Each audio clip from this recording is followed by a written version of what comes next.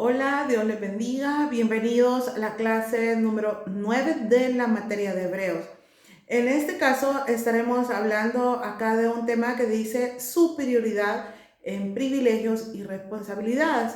Eso lo vemos en Hebreos 10 del versículo 10 al versículo 39. Hebreos 10 tiene un poco, ¿verdad? Extenso los versículos donde acá tenemos una pequeña introducción que dice en su separata: ¿de qué sirve saber todo lo puedo en Cristo que me fortalece si nos paralizamos al enfrentar un problema? Toda enseñanza o información debe ponerse en práctica para que sirva de provecho.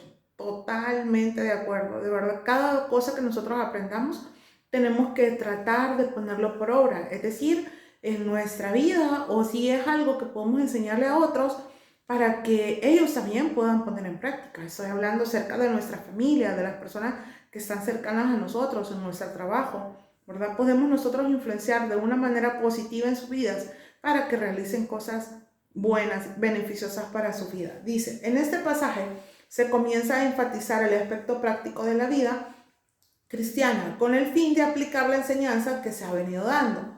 La evidencia del Señor no consta únicamente de lo que debe hacer el creyente, sino en lo que no debe hacer.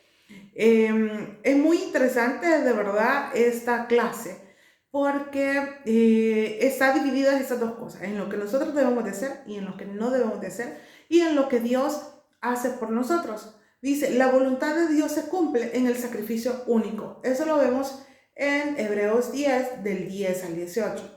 Es la voluntad divina que su pueblo sea santo, porque pero esto depende a su vez de la obra del siervo, quien se consagró para realizar tan bendita obra. En esa voluntad, en Hebreos 10:10 dice, hemos sido santificados por la ofrenda del cuerpo de Cristo, hecho una vez y para siempre. Definitivamente que si no fuera por ese sacrificio único, ¿verdad? Que nunca más fue necesario hacerse, no sé dónde estaríamos cada uno de nosotros. Dice, tratándose de un sacrificio de tal categoría, llevado a cabo por el Dios hombre en la consumación de los siglos, es evidente que no puede por menos que ser perfecto y único, y de efectos perpetuos, sin la posibilidad de repetición en la forma que sea. Y si nosotros estamos leyendo el versículo 10 dice, en esta voluntad somos santificados mediante la ofrenda del cuerpo de Jesucristo, hecha una vez para siempre. Bendito sea Dios, porque solo ese sacrificio bastó. Y fue un extremo sacrificio, ¿verdad? De Jesús por nosotros. Luego dice acá, la perfección del triunfo la vemos en el 10:13, y leo el 13, el capítulo 3, el versículo, perdón. De aquí en adelante, esperando hasta que sus enemigos sean puestos por estrado de sus pies. Estamos hablando ya de una victoria, ¿verdad? Adelantada. Dice, la sesión de Cristo a la diestra de Dios después de un gran triunfo sobre el pecado, la muerte y el diablo, no solo garantiza la perfección final de los suyos, sino que ha de ser el medio para someter a la voluntad de Dios todo movimiento contrario a ella. Y para demostrar esta extraña obra del mediador, el autor vuelve de nuevo al Salmo 110, donde dice, siéntate a mi diestra hasta que ponga a tus enemigos por estrado de tus pies. Y eso lo menciona también acá el versículo 10 y el 13, el capítulo 10, versículo 13 y el Salmo 110. La iglesia se va formando mediante la predicación del Evangelio y la poderosa operación del Espíritu Santo en el mundo. Y lo que resta es la limpieza de todo estorbo a la voluntad divina en todas las esferas de los dominios de Dios. Definitivamente que va a haber un mundo perfecto, ¿verdad? Cuando estemos solo con Dios, ¿verdad? Gobernando. Y créanme que cuando yo a veces pienso en esto, no sé, vienen muchas ideas a mi mente, quizás porque uno ve películas, porque algunas personas tenemos como una imaginación así como muy, muy profunda, ¿vea? Acerca de las cosas y cómo lo podemos imaginar. pero yo creo que nuestra mente finita no alcanza a imaginar lo glorioso que será poder estar reinando, y dice de que Él va a tener a sus enemigos al estrado de sus pies. Y los enemigos de Dios son nuestros enemigos, pero nuestros enemigos se convierten en enemigos de Dios y Él los va a tener bajo el estrado de sus pies. Significa que esta es una rotunda victoria de Jesús. Dice, cuando vamos a la perfección de los santificados, eso lo vemos en el 10:14, donde dice, el autor de esta epístola, expresándose según la terminología levítica, va al creyente como apartado por medio del sacrificio de Cristo, llegando a ser un creyente sacerdote que sirve en el verdadero tabernáculo. La voluntad de Dios que Cristo vino a establecer es precisamente esta: que los seres humanos se saquen del fango del pecado y de la dura servidumbre del diablo, para ser limpiados moralmente por la eficacia de la obra de Cristo, revestidos de sus virtudes y hechos, verdaderos adoradores por la potencia del Espíritu de Dios. Cuando se subraya la perfección de esta obra, donde dice, hizo perfectos para siempre a los que están siendo santificados, se trata desde luego de la obra de Cristo, de la obra de Dios en Cristo, que idealmente es ya perfecta y cuya consumación está asegurada para aquel día. Dice además de los versículos 15 al 16, hablamos de una perfección de la obra interna. El versículo 15 dice, y nos atestigua lo mismo el Espíritu Santo, porque después de haber dicho, este es el pacto que haré con ellos, después de aquellos días, dice el Señor, pondré mis leyes en sus corazones y en sus mentes las escribiré. Esto lo vemos en Hebreos 10, del versículo 15 al 16. Dice, el autor acude de nuevo a la cita de Jeremías capítulo 31, que era la base de su argumento, para probar que el antiguo pacto pasaba de la escena, dejando sitio para el nuevo, con el fin de completar su argumento sobre la perfección de la obra de Cristo, que resulta que es una obra interna tan eficaz que es como si los preceptos de las leyes fuesen escritos en la mente y el corazón de los que han acudido a Dios por medio de Cristo. Luego tenemos la perfección de la remisión en el versículo 18, donde dice, pues donde hay remisión de estos, no hay más ofrendas por el pecado, ¿verdad? Él hizo una remisión de nuestros pecados. Y luego tenemos el de los versículos 19 al 21, donde dice lo que Cristo ha hecho. Así que es la primera frase que aparece en el versículo 19 y anuncia el clímax a donde el escritor quiere dirigirse a sus lectores. En otras palabras, el escritor quiere decir, así que en vista de lo que les he dicho, ya que Cristo es superior a todo, entremos, vea estas palabras, dice, confiadamente hasta la presencia misma de Dios, porque tenemos el derecho de hacerlo. Eso lo leemos en el versículo 19. Así que, hermanos, teniendo libertad para entrar en el lugar santísimo por la sangre de Jesucristo. Él hizo eso y es algo grandioso, definitivamente, porque tenemos un acceso total ahora. Dice, los versículos del 19 al 21 citan brevemente la base de este derecho. Asimismo, ver la obra de Cristo en tres áreas. Uno, nos da acceso la sangre de Cristo. Esa es la puerta de acceso. Lo vemos en el versículo 19, que es el que acabamos de leer. En el 20 dice que Él abrió un camino nuevo.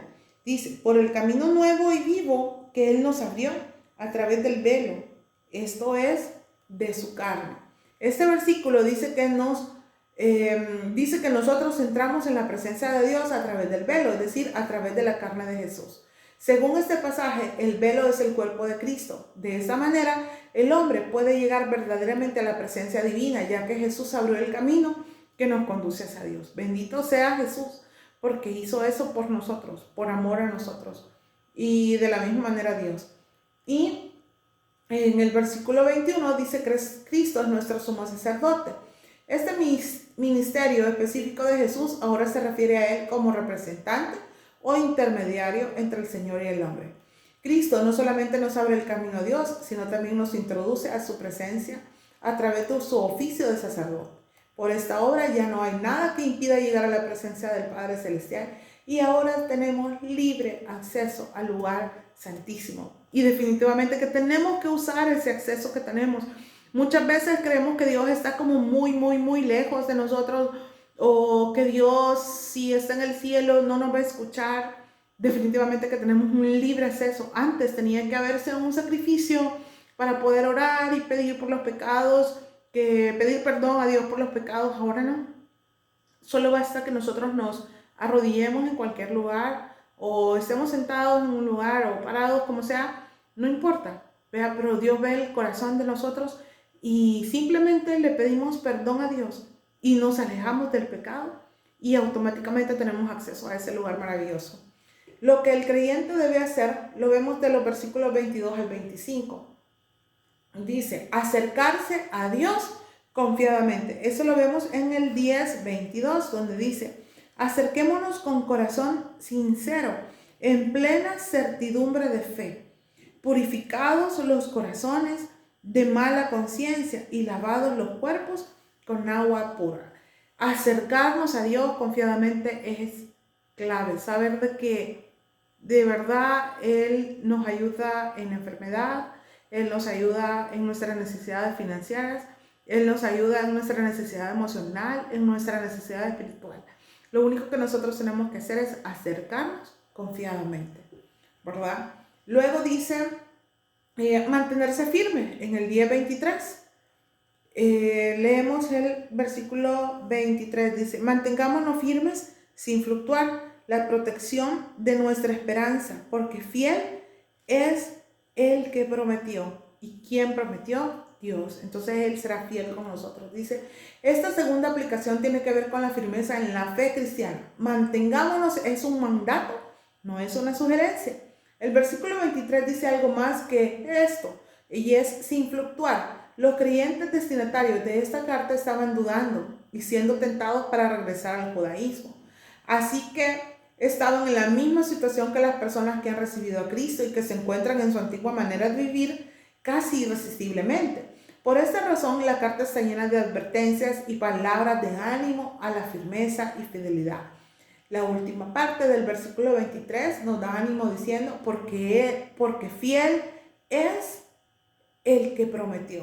Definitivamente que sí. Y ahí está nuestra confianza, creer en lo que Dios ha prometido a nuestras vidas.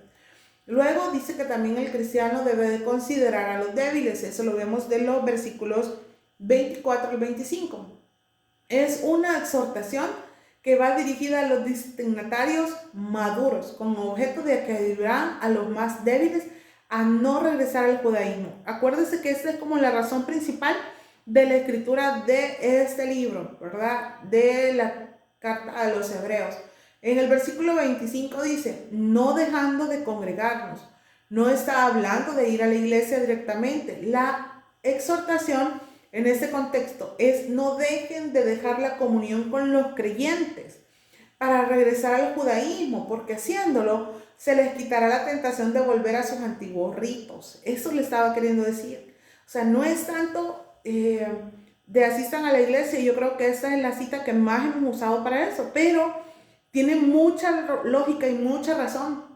Dice, una aplicación que podemos sacar de esta enseñanza es que un creyente que con frecuencia falta a la iglesia está más propenso a fallar en la vida cristiana y hasta abandonarla. Y eso créanme que yo lo he visto en muchas personas. Yo tengo mucho tiempo de estar en la iglesia en la que yo me congrego y bendito sea Dios, nunca me he ido de la iglesia, siempre he estado ahí. Y hay gente que deja de llegar a la iglesia un día, 2, 3, y ahí lo volvemos a ver a los 4 meses, 5 meses al año. Y yo creo que cuando nosotros de verdad tenemos esa necesidad de Dios en nuestra vida, no tenemos que descuidarla, ¿verdad? Que esa necesidad de depender de Dios siempre esté en necesidad de venir y escuchar una palabra de Dios. Y luego tenemos lo que Dios hará al que rechaza la verdad. Eso lo vemos de los versículos 26 al 39. Y definitivamente que dice que las más comentadas Algunos ven en este pasaje un caso hipotético y esto no deja de ser solo suposición y por lo tanto no se puede aceptar. Algunos consideran que se refieren a la pérdida de la salvación. La enseñanza general de la Biblia es que la salvación que Cristo ofrece es eterna, que se trata de disciplinar al que rechaza a Cristo tomando en cuenta el contexto del pasaje y el histórico. Creemos que esta es la más conveniente y a continuación le explicaremos el por qué, ¿verdad? Están tres casos, ¿verdad? Y creemos que el tercero es el mejor, donde dice advertencia contra el que peca deliberadamente, ¿verdad? Aquí en su Biblia, y eso lo vemos de los versículos 26 al versículo 31, al 39, ¿verdad? Hasta completar y concluir el capítulo